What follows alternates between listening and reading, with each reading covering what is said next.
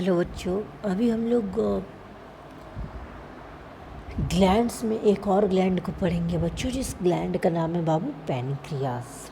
अब देखिए बच्चों, पैनक्रियास जो होता है ना बाबू, सो हमारे ब्लड में एक्चुअली लेवल ऑफ ग्लाइकोजन और ग्लूकोज को बाबू कंट्रोल करता है।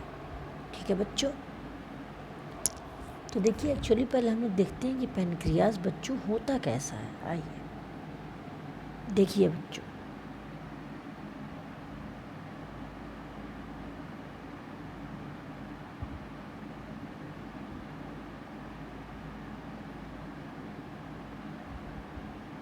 देखिए बच्चों, ये एक है बाबू पैनक्रियास। ठीक है बच्चों, क्या है? पैनक्रियास है ये। ठीक है बच्चों, अब देखिए, अब पैनक्रियास को बाबू हम लोग 4 पार्ट में डिवाइड करते हैं, पहला, दूसरा, तीसरा, चौथा। ठीक है, अब देखिए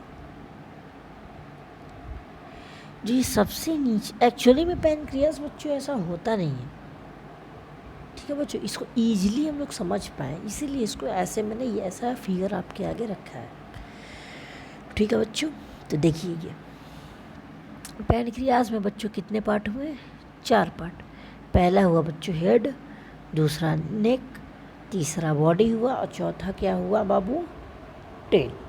ठीक है बच्चों, अब देखिए, ये जो पैनक्रियास होता है ना बच्चों, ये मिक्सोक्राइन ग्लैंड होता है।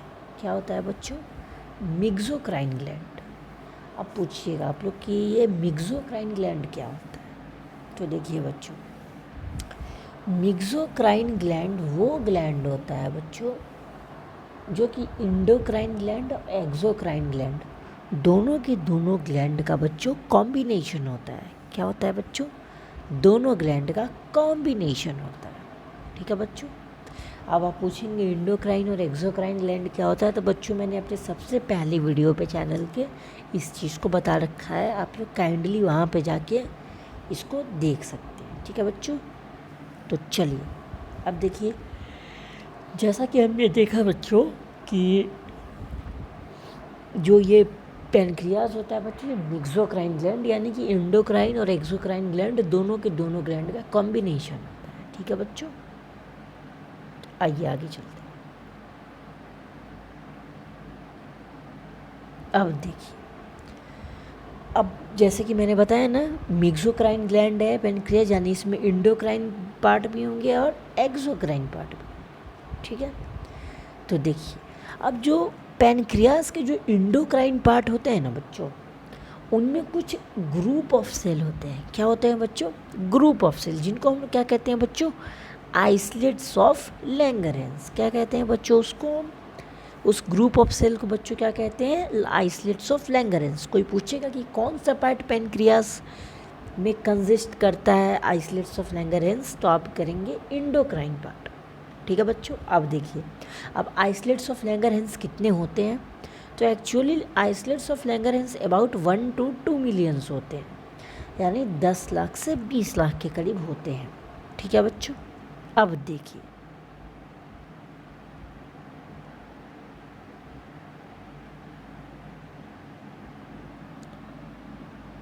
वेट, सॉरी, देखिए बच्चों, अब जो आइसलेट्स ऑफ लैंगरहैंस होते हैं बच्चों, वो 2 टाइप के सेल से बने होते हैं। मैंने बताया ना, islets of Langerhans group of cell होते हैं। ठीक है, अब देखिए, अब वो जो ग्रुप ऑफ सेल होते हैं वो 2 टाइप के होते हैं। पहला होता है बच्चों अल्फा सेल और दूसरा होता है बच्चों बीटा सेल। तो पहले हम लोग कवर करते हैं बच्चों अल्फा सेल।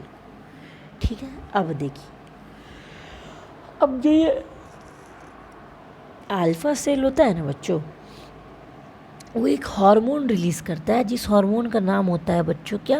ग्लूकाजोन। क्या होता है बच्चों उस हार्मोन का नाम? ग्लूकाजोन। अब पूछिएगा कि ये ग्लूकाजोन करता क्या है भाई, तो देखिए, जो ग्लूकाजोन होता है ना बाबू, ये ग्लाइकोजेन को ग्लूकोज में कन्वर्ट करता है। क्या करता है बाबू बच्चों? ग्लाइकोजेन को ग्लूकोज में कन्वर्ट करता है। अब पूछिए ये ग्लाइकोजेन क्या होता है, तो बच्चों ये ग्लाइकोजेन एक्चुअली जो होता है ना बच्चों, स्टोर हाउस ऑफ कार्बोहाइड्रेट होता है। क्या होता है बच्चों? Store house of carbohydrate. ठीक है बच्चों। अब देखिए, अब जो ये ग्लाइकोजन बच्चों ग्लूकोज में कन्वर्ट हो रहा है, इस प्रोसेस को हम लोग बोलते हैं क्या बच्चों? ग्लूकोजेनोलाइसिस। क्या बोलते हैं बच्चों? ग्लूकोजेनोलाइसिस। जो जो बच्चों ग्लूकोज है ना, इसको यूजुअली हम लोग बोलते हैं ब्लड शुगर के नाम से जानते हैं। ठीक है बच्चों, यही होता है हम लोग का ब्लड शुगर। ठीक है बच्चों, कोई पूछेगा कि अल्फा सेल कौन सा हार्मोन रिलीज़ करता है, तो ग्लूकाजेन जॉन। और ग्लूकाजोन क्या करता है? ग्लाइकोजेन को ग्लूकोज में कन्वर्ट करता है, और उस प्रोसेस को हम लोग क्या बोलते हैं? ग्लूकोजेनोलाइसिस। ठीक है बच्चों, चलिए दूसरे अब ग्रुप ऑफ सेल पे आते हैं, जिसका नाम होता है बच्चों क्या? Beta cell. क्या नाम होता है दूसरे ग्रुप ऑफ सेल का बच्चों? Beta cell.